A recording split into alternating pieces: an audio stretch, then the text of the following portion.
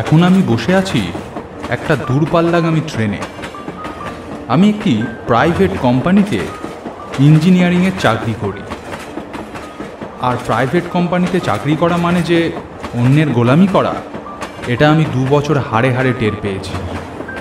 আজ সকালে যখন অফিসে গেলাম তখন যদি জানতাম, হঠাৎ দুপুর 3টের সময় বস আমাকে ডেকে বললেন আজই আমাকে বারুইপাড়া নামে একটা প্রত্যন্ত গ্রামীণ এলাকায় যেতে হবে। সেখানে কোম্পানি নাকি একটা জায়গা কিনেছে এবং খুব তাড়াতাড়ি সেখানে কাজ শুরু হবে, তাই আজ যাওয়াটা খুবই দরকারি। বারুইপাড়ার মাইলখানেকের মধ্যে কোনো স্টেশন নেই, তাই হলুদপুর নামে একটি স্টেশনে আমাকে নামতে হবে। হাওড়া থেকে যখন ট্রেন ধরেছিলাম তখন ঘড়িতে 6টা, আর এখন রাত 9টা বাজে। বস বলে দিয়েছে বারুইপাড়ায় তার এক বন্ধু আছেন রমাকান্ত, তার বাড়িতেই আমি উঠব। রাত্রে চাঁদের ফিকে আলোর মধ্যে দিয়ে ধান ক্ষেত, গাছপালা, পুকুর, নদী নালা পেরিয়ে ছুটে চলেছে আমাদের ট্রেন। হঠাৎ দেখলাম ট্রেনের গতি কিছুটা কমল। একটা স্টেশনের মধ্যে ট্রেন প্রবেশ করছে। অন্ধকারের মধ্যেও দেখতে পেলাম স্টেশনের নাম হলুদপুর। ট্রেনটা থামতেই স্টেশনে নামলাম। ট্রেনটা যেমন করে হেলতে দুলতে স্টেশনে প্রবেশ করেছিল, ঠিক তেমন করেই হেলে দুলে স্টেশন ছেড়ে রওনা দিল। এবং আমি দেখতে লাগলাম ক্রমেই দূরে চলে যেতে লাগলো ট্রেনের কামরার আলোগুলো। তারপরে নজর পড়ল স্টেশনের দিকে। এই স্টেশনে একটা লোকও নামেনি। আমি ছাড়া পুরো স্টেশন ফাঁকা, নিশুতি পুরীর মতো দাঁড়িয়ে আছে। চারিদিকে কোনো আলোর চিহ্ন দেখা যাচ্ছে না। চারিদিকে বড় বড় গাছের জঙ্গল আর ধুধু মাঠ। অনেকক্ষণ অসহায়ের মতো এদিক ওদিক দৃষ্টি বোলানোর পরে দেখলাম স্টেশন ঘরের মধ্যে থেকে ঘোলাটে হলুদ আলো দেখা যাচ্ছে। মনে একটু শান্তি পেলাম, নিশ্চয়ই ওই ঘরে কেউ আছে। এগিয়ে গেলাম সেই ঘরের দিকে। তারপর ঘরে প্রবেশ করতেই দেখলাম স্টেশন মাস্টার তার চেয়ারে বসে আছেন। আমাকে দেখে তিনি প্রায় ভূত দেখার মতন অবাক হলেন। আপনি কে মশাই? নমস্কার, আমার নাম অপূর্ব। আমি আসছি কলকাতা থেকে। বলেন কি মশাই, যেখানে আশপাশের কয়েক মাইলের মধ্যে কোনো গ্রাম নেই, এ স্টেশনে এলেন কি জন্য? একটা কাজের সূত্রে এসেছি। মশাই, আপনি মানুষ তো? হঠাৎ এ কথা বলছেন কেন? মানুষ না তো কি, দিব্যি দাঁড়িয়ে আছি আপনার চোখের সামনে। আসলে চোখের সামনে সব সময় আমরা যা দেখি তা কি সত্যি হয়? যাই হোক, তা আপনি যাবেন কতদূর? বারুইপাড়া। বলেন কি, সে তো এখান থেকে মাইল খানেক দূরে। তা হবে। বাইরে সাইকেল রিক্সা বা গরুর গাড়ি কিছু পাওয়া যাবে না? হ্যাঁ, আপনি কি খেবলেন নাকি মশাই? এ স্টেশনে কটা ট্রেন দাঁড়ায়। সকালবেলাতেও 1-8 জনের বেশি নামে না স্টেশনে। আর এত রাতে আপনার জন্য সাইকেল রিক্সা, এক্কা গাড়ি অপেক্ষা করবে কেন? চারিদিকে তো শুধু জঙ্গল। তাই যদি হবে তাহলে এখানে স্টেশন বানানোর দরকারই বা কি মশাই? এর আগে যে স্টেশন আছে তার থেকে পরের স্টেশনের দূরত্ব অনেক বেশি। তাই কিছু ক্ষেত্রে সিগন্যালে প্রবলেম হলে খবর দেওয়ার মতন মাঝখানে কোনো স্টেশন নাই। তাই হয়তো বানিয়েছে রেল কোম্পানি। যাই হোক, আমার অত জেনে কাজ নেই বাবু। আপনি আমাকে বারুইপাড়ার রাস্তাটা একটু বদলে দিতে পারবেন?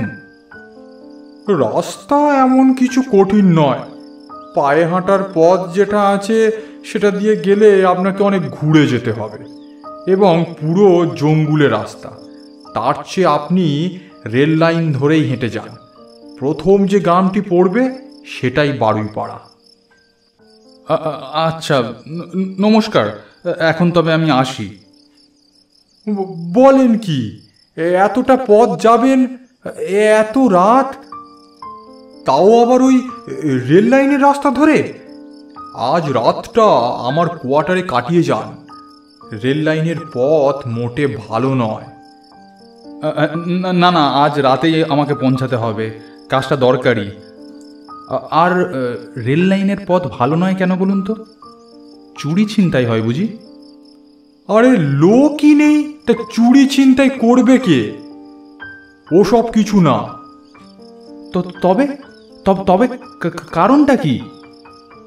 অপদেবতার ভয় আছে। আপনি যে কি বলেন না, রসিকতার একটা সীমা পরিসীমা আছে। সত্যি? হ্যাঁ হ্যাঁ জানি, আপনাদের এসব কথা বিশ্বাস হবে না, সবই মজা রসিকতা বলেই মনে হবে, কিন্তু আপনার ভালোর জন্যই বলছি, আজ রাতটা এখানে থেকে যান। বুঝলাম, আপনি আমার ভালো চান, কিন্তু আমি বোধহয় আমার ভালো চাই না, তাই আমি থাকতে পারবো না। ধন্যবাদ, আমাকে ক্ষমা করবেন। আজ রাত্রেই আমাকে পৌঁছাতে হবে বারুইপাড়ায়। আমি এবার আসি, অনেকটা দেরি হয়ে গেল। পথ বাদলে দেওয়ার জন্য অনেক অনেক অনেক ধন্যবাদ। আসি মশাই। এই বলে আমি স্টেশন মাস্টারের ঘর থেকে বেরিয়ে গেলাম। প্ল্যাটফর্মের উপর দিয়ে খানিকটা হেঁটে নামলাম রেল লাইনে। হাঁটতে হাঁটতে লক্ষ্য করলাম দূর দূরান্তে কোনো আলোর চিহ্ন, মানে আলোর বিন্দু পর্যন্ত দেখা যাচ্ছে না। চাঁদের আলোয় রেল লাইনের পাত দুটো চকচক করছে।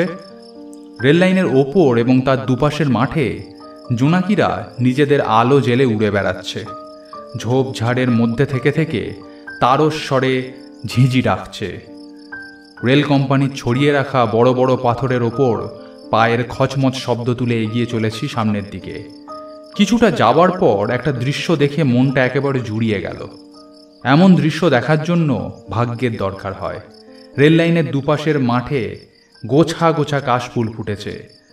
চাঁদের আলো আর মৃদু বাতাসের ছোঁয়ায় কাশফুলের মাথায় ঢেউ খেলে যাচ্ছে। চাঁদের আলোতে ওই কাশফুলগুলোকে মায়াবী দেখাচ্ছে, যেন কিছু পেঁজা তুলোর মতো মেঘ আকাশ থেকে মাটির উপর ভেসে বেড়াচ্ছে। এইসব দেখতে দেখতেই এগিয়ে চলেছি। হঠাৎ একটা জায়গায় আসতেই সামনে কিসের একটা খচমচ শব্দ হলো। আমি চমকে সেদিকে তাকালাম।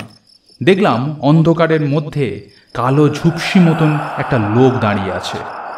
তখনই দূরের মাঠে শেয়াল ডেকে উঠল। গায়ের সমস্ত লোমকূপ যেন ফুলে ফুলে উঠতে লাগলো। আমি 1 মিনিট চুপ করে থেকে ডাকলাম, কে কে ওখানে? আমি হরি। লোকটার গলায় একটা অদ্ভুত ফ্যাঁস ফ্যাঁসে ভাব। কে হরি? হরি কে? এত রাতে এখানে কি করছেন কি? আমি সামনের গাঁয়ে থাকি, ও পাশের গাঁয়ে একটা কাজে গিয়েছিলাম। তা আপনি এখানে কি করছেন মশাই? আমি একটা কাজে এসেছি, হলুদপুর স্টেশনে নেমেছি, বারুইপাড়া যাব। আপনিও দেখছি বারুইপাড়া যাবেন। তা আমার বাড়িও তো সেখানে, চলেন যেতে যেতে গল্প করা যাক। হ্যাঁ, তাই ভালো। চলুন, অন্তত একটা সঙ্গীতও পাওয়া গেল। একা একা হাঁটতে কি আর কারোর ভালো লাগে? এই বলে আমরা দুজন সামনের দিকে রেল লাইন ধরে হেঁটে যেতে লাগলাম। আপনি কি কলকাতা থেকে আসছেন? আজ্ঞে হ্যাঁ। আচ্ছা, এত রাতে লাইন ধরে হেঁটে যাচ্ছেন, আপনার ভয় করছে না বুঝি? কিসের ভয়? এই যে স্টেশন মাস্টার বলছিলেন রেল লাইনে নাকি কি সব অপদেবতা টেবতা থাকেন। তা তো ঠিক কথা, অপদেবতা আছে এই রেল লাইনে। রেল লাইনে অপদেবতাদের কি বলে জানেন তো? না মশাই, এইসব গাঁজাখুরি জিনিস আমি বিশ্বাসই করি না, তা জানবো কোত্থেকে? তাদেরকে স্কন্ধ কাটা বলে। নিজের কাটা মুন্ডু হাতে নিয়ে এরা ঘোরে। আচ্ছা, একটা কথা বলুন তো, এই ধরনের ভূত বা অপদেবতা শুধু আপনাদের গ্রামেই কেন থাকে? আমাদের শহরের দিকে আসতে কি তাদের টিকিট লাগে? হ্যাঁ, আমাদের এখানে ভূত দেখতে টিকিট লাগে না। এই রেল লাইনে ঘুরে বেড়ালেই দেখা যায়। আপনি যদি দেখতে চান আপনিও দেখতে পারেন। এবার আমি হাঁটা থামিয়ে দিলাম, লোকটাও আমার সামনে এসে দাঁড়ালো। দেখতে চাইলেই দেখতে পারি মানে? এটা কি ম্যাজিক নাকি যে দেখতে চাইলেই দেখতে পাবো? তা কে দেখাবে ভূত? কেন, আমি দেখাবো। বাবা, আপনি তো দেখছি ম্যাজিশিয়ান লোক মশাই। যাই হোক, আপনার দৌলতে আজ সচক্ষে ভূতদের দেখা পাবো। কই দেখান দেখি, আমি দেখতে চাই। আমি এমন কথা বলতেই লোকটি বলল, তাহলে এই দেখুন। এই পর্যন্ত বলেই সে এমন একটা কাজ করল যে আমার অবাক, বিস্ময় এবং ভয়ের সীমা পরিসীমা রইল না। লোকটি তার হাত উঁচু করে তুলে মাথার এক মুঠো চুল খামচে ধরে অবলীলাক্রমে তার মুন্ডুটাকে ধর থেকে আলাদা করে নামিয়ে নিয়ে এলো তার হাতে। সে দৃশ্য দেখে আমার শরীর ঠক ঠক করে কাঁপতে লাগলো। শরীর বরফের মতো ঠান্ডা হয়ে জমে গেল। এ জগৎ মিথ্যে বলে মনে হলো। এ কি দেখছি আমি? এও কি সম্ভব? না আমার চোখের ভুল? হ্যাঁ, এমন সময় কাটা মুন্ডুখানি বলে উঠল, কি মশাই, স্কন্ধ কাটা দেখলেন তো? এবার বিশ্বাস করতে কোনো অসুবিধা হবে না, অপদেবতা বা ভূত আছে।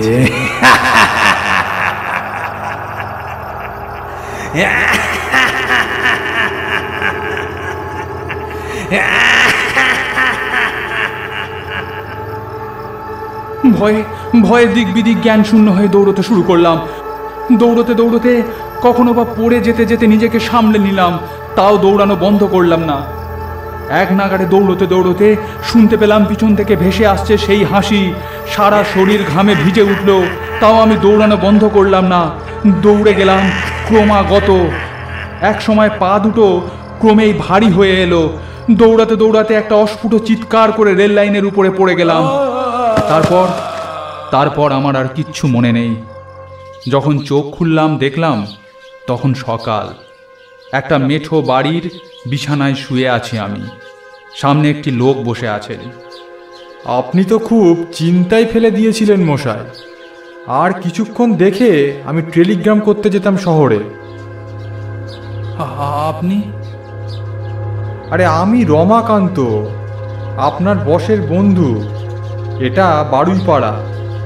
আপনি আমার বাড়ির বিছানায় শুয়ে আছেন। পরশু আমি একখানা চিঠি পাই। তাতে লেখা ছিল, কাল আমার একজন কর্মচারী তোমার গাঁয়ে গিয়ে নতুন জায়গা নিয়ে কাজ শুরু করবে। তাই আমি কাল অনেক রাত পর্যন্ত রেল লাইনের কাছে ঘোরাঘুরি করছিলাম। ভাবছিলাম এবার ফিরে যাব, হঠাৎ একটা চিৎকার শুনলাম কাছেই। টর্চ লাইট নিয়ে অনুসন্ধান করতে আপনাকে অচেতন অবস্থায় পেলাম। এবার কি হয়েছিল ব্যাপারটা আমাকে খুলে বলুন তো দেখি। আমি সমস্ত ব্যাপার তাঁকে বললাম। সমস্ত ব্যাপার তিনি গভীর মনোযোগ দিয়ে শুনলেন। তারপর আমাকে বললেন, খুব বাঁচা বেঁচে গিয়েছেন। হরির বাড়ি আমাদের পাড়ায় ছিল। চারিদিকে প্রচুর দেনা করে ফেলে হরি। দেনার দায়েই রেল লাইনে মাথা দেয়। আপনি ছাড়া এর আগে ওকে অনেকেই রেল লাইনে দেখেছে। কখনো কখনো মানুষ সেই পৃথিবী ছেড়ে চলে যায়, কিন্তু তার সূক্ষ্ম সত্তা ঘুরে বেড়ায় আমাদের এই পৃথিবীতে। গল্পটি ভালো লাগলে একটি লাইক করুন। এরকম আরও গল্প দেখতে চাইলে চ্যানেলটি সাবস্ক্রাইব করে পাশের বেল বাটনটি প্রেস করে দিন, কারণ ভবিষ্যতে এখানে আরও এরকম গল্প আসতে চলেছে।